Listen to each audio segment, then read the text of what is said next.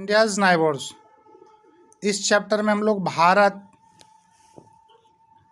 के पड़ोसी राज्य नाइबर्स कंट्रीज़, उसके बाद समुद्री जो साउथर्न पार्ट का जो कंट्री है उसके बारे में जानेंगे, और जितने भी स्टेट्स है उसमें कुछ डिफरेंस, कुछ स्टेट्स का डिफरेंस और सिमिलरिटीज़ के बारे में जानेंगे। इसमें दिखाया जा रहा है कि भारत का जो है नाइबर्स जो है वो कौन कौन सा है। वो पहला नंबर पाकिस्तान है। देखिए ये जो पाकिस्तान है, उसके बाद आपका जो है बांग्लादेश। तो बांग्लादेश कहाँ है भाई? देखिए बांग्लादेश ये है, दिखा बांग्लादेश है ना। उसके बाद आपका जो है भूटान। देखिए भूटान यहाँ पे है, यहाँ पर है ना। सिक्किम है यहाँ पर, देखिए यहाँ पे सिक्किम है, भूटान यहाँ पे, और अरुणाचल प्रदेश यहाँ है। असम के ऊपर और सिक्किम के बगल में भूटान है। उसके बाद आपका जो है नेपाल। देखिए नेपाल कहाँ है? ये बिहार है, बिहार के ऊपर नेपाल है। उसके बाद आपका है श्रीलंका। देखिए समुद्री पड़ोसी जो है आपका देश, कंट्री जो है श्रीलंका। श्रीलंका यहाँ पर है ना, ये जुटा हुआ है। उसके बाद आपका है चाइना। देखिए नेपाल के ऊपर बगल में पड़ोसी चाइना है। उसके बाद आपका है म्यांमार। तो म्यांमार कहाँ है भाई? देखिए यहाँ पर लग रहा है ना, ये बांग्लादेश के बगल में जो यहाँ पे मणिपुर है, मणिपुर के बगल में यहाँ पे म्यांमार है।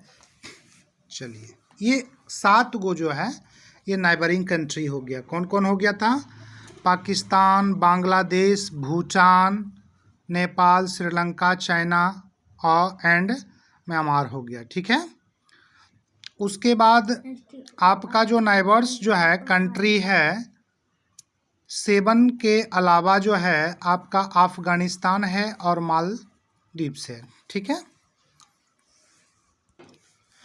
आप लोग का जो 4 डायरेक्शन इंडिया का होता है, ईस्ट, वेस्ट, नॉर्थ, साउथ, इसके हिसाब से आप ईस्ट में जो भी कंट्री आते हैं, जो भी स्टेट आते हैं, वेस्ट में जो स्टेट आते हैं, नॉर्थ में जो स्टेट आते हैं और साउथ में जो स्टेट आते हैं, उस सब को आप कॉपी पर लिख करके याद कर लें, बेहतर होगा फ्यूचर के लिए। इसमें एक बात बहुत अच्छी बताई गई कि इंडिया जो है बिलीव करता है, बिलीव्स इन पीस, मतलब शांति में भारत जो है भरोसा रखता है। क्यों रखता है इसका देखिए बहुत अच्छा बात बताया रहा। We maintain friendly relations with our neighbouring as well as far away countries. मतलब जो पड़ोसी देश है और पड़ोसी के बाहर भी जो देश है, बगल में देश है, उसके साथ हम लोग दोस्ती का संबंध बनाते हैं, मेंटेन करते हैं, और म्यूचुअल जो भी कोई समस्याएं हैं या डिफरेंस है उसको पीसफुल, शांतिपूर्ण ढंग से हम लोग सॉल्यूशन करने का काम करते हैं।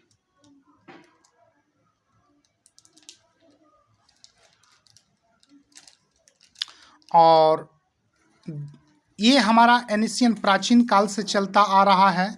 हम अपने कल्चर को और ट्रेड को क्या करते हैं, एक दूसरे नाइबरिंग कंट्री से लेते हैं और देते हैं। एक और बहुत अच्छी बात बताई गई है कि सार्क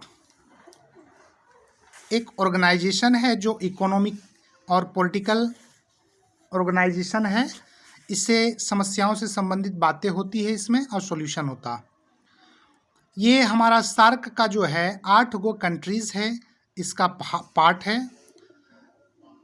इस ऑर्गेनाइजेशन का पहला अफगानिस्तान, बांग्लादेश, भूटान, इंडिया, मालदीव्स, नेपाल, पाकिस्तान और श्रीलंका है। ये बहुत इंपॉर्टेंट पॉइंट है, इसको भी आप लोग कर लेंगे। अब देखिए 1947